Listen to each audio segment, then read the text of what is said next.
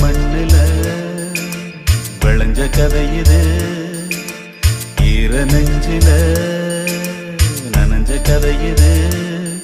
இது கதையானாலும் வெறும் கனவா போனாலும் ஒரு வரலாறுதான், வீர தாலாட்டுத்தான்.